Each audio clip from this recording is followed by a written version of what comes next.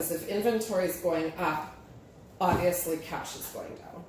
If inventory is going down, then obviously cash is going up. So it would be a matter of keeping track of what's actually been sold out of your inventory and whether your inventory is going up or down. But like on here, we could basically substitute inventory for accounts receivable. Yeah. Right? Because we don't have accounts receivable. Yeah, exactly. So in this case, we do have accounts receivable, and you can see when the money's coming in, that's the received on accounts. But if they're charging, whether I have the sales or not, I still don't have the money.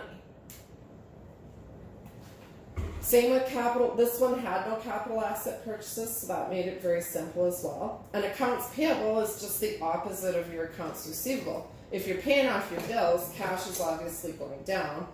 And if you're charging your accounts payable, cash isn't going down. You can see on top, revenue, less expense, less non-cash items like depreciation. Now, I didn't do a full year here for this example. I just did a partial year. I thought it would be a little bit bigger than this, that you'd see it better. But I knew if I did a whole year that it would be too tiny for you to look at. But had there been depreciation or a gain or loss on equipment, that would have been added back. All right? So this was based on actual numbers. I actually grabbed an account, went through the income statement, and analyzed the cash. So what do you guys see that's the matter with this person's cash flow?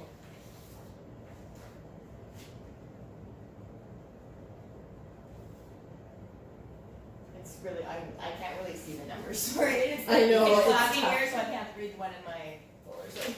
If you look at the I don't revenues, understand. do you see how the revenues are really, really, really fluctuating? Oh yeah. Like the first month in January, there's actually negative revenue. So that was probably an account that got written off. The second month, there was only $480 of revenue. The third month, $6,855 of revenue.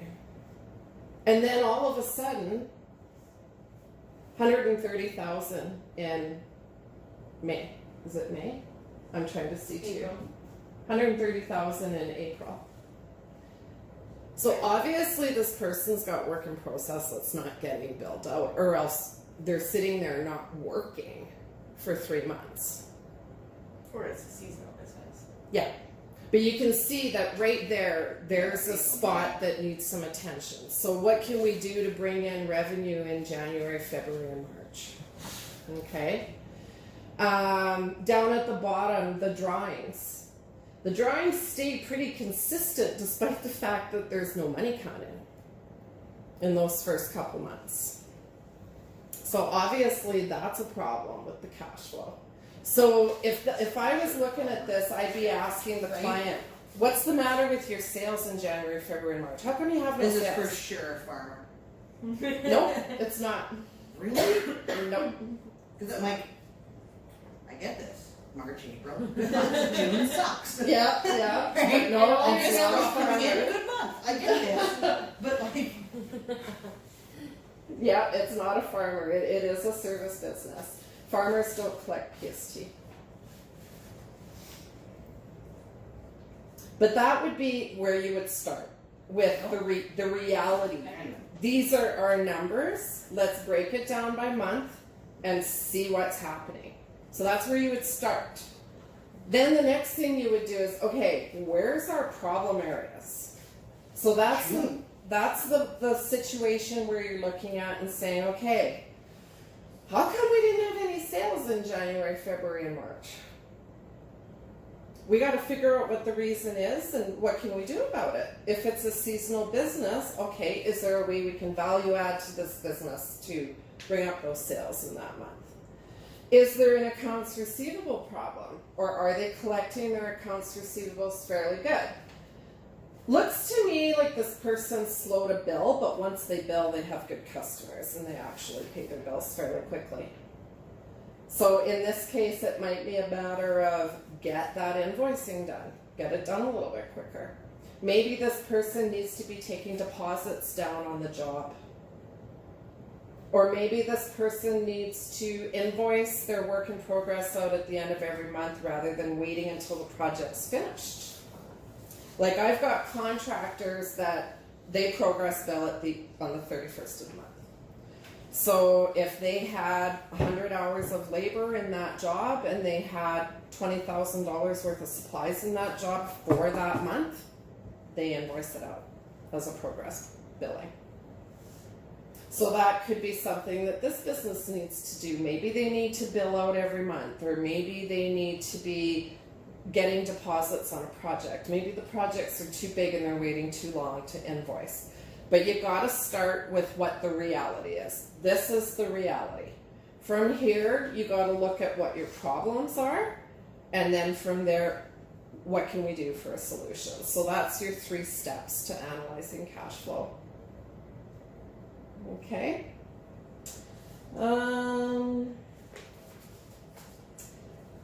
The other thing I've got here, and actually I forgot to give it to Ashley to put on the presentation, but if you want to take a picture of it and pass along, you can, or I can get your email addresses.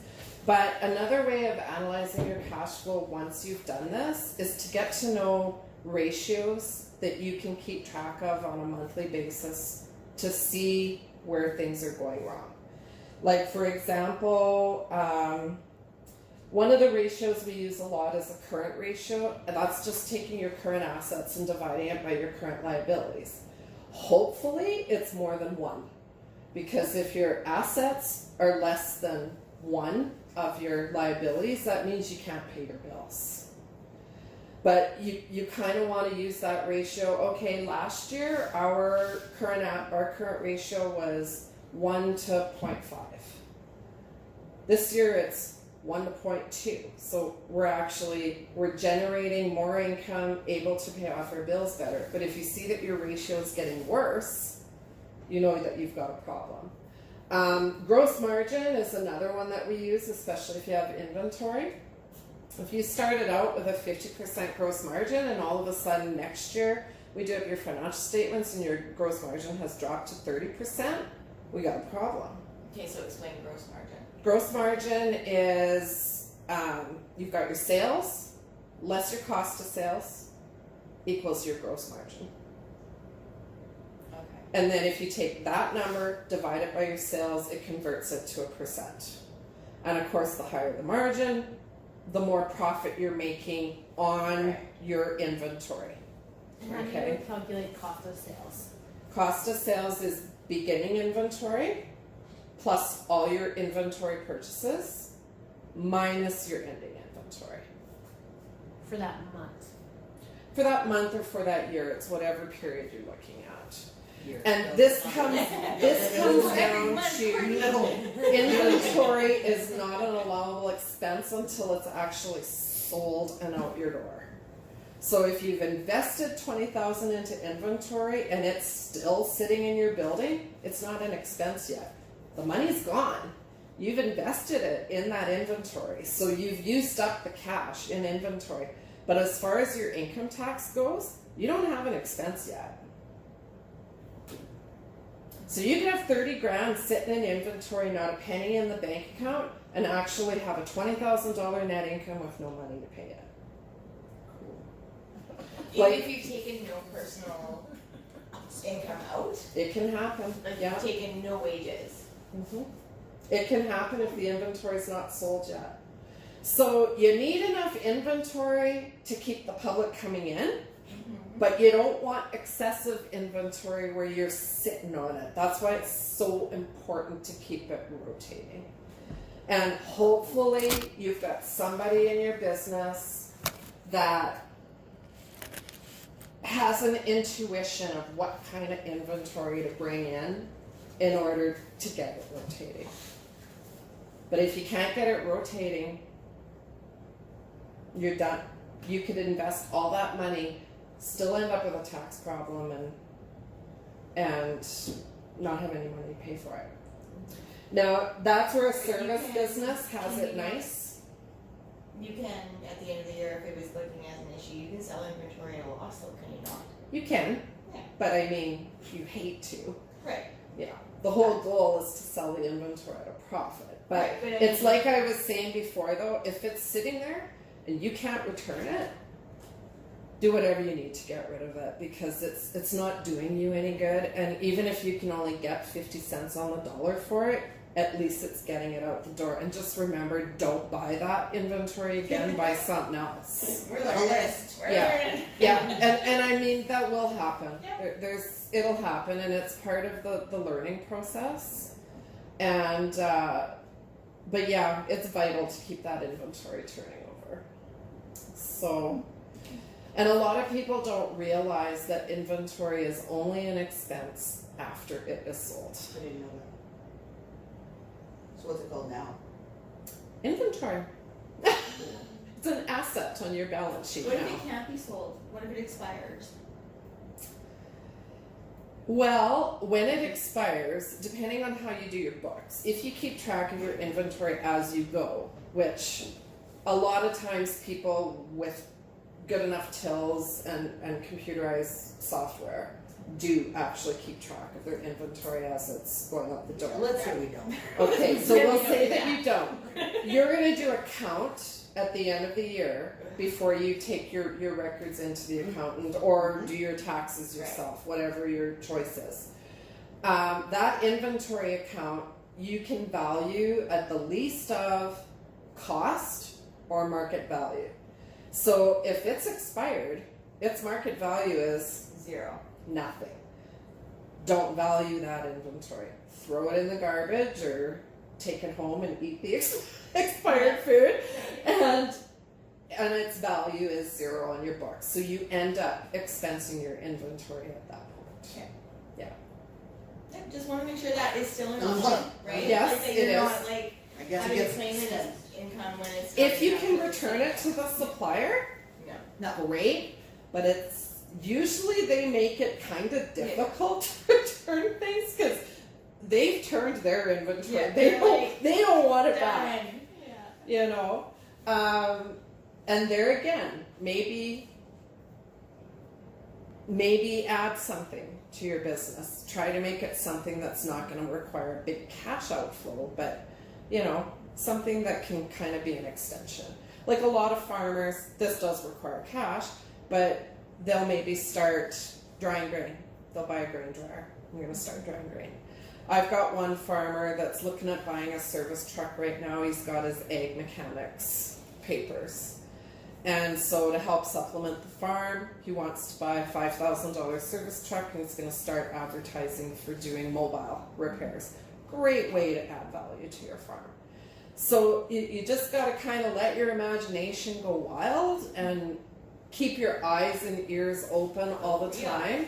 There's a list. there is opportunities out there. Dressing changes at the Can we beginning. Like I noticed that you're an occupational therapist. Yeah. I don't know where I saw it. I think it was on one of your emails or something. Okay. So, Class C home improvement in Assiniboia is closing because their building is sold, and he's getting up in age. He was, hammer and nail carpenter. She looked after independent living aids. Maybe you want to add that to your business as an extension to your business. Start selling the walkers and the poles that you recommend people use and the wheelchairs. And, there you go. There's a way to value add to your business. Heidi's mobility. Exactly. But it's keeping your ears open for the opportunity, keeping your eyes open for the opportunity. And if people in your circle know that you're looking for a way to add to your business, they'll give you ideas too. Facebook, buy and sell, everywhere you turn, there's little ideas. You just got to have your eyes open to grab onto them. Maybe you guys need to nab the tourism thing. I don't know what tourism's like in Coronach, but I think it's pretty good in Willowbunch.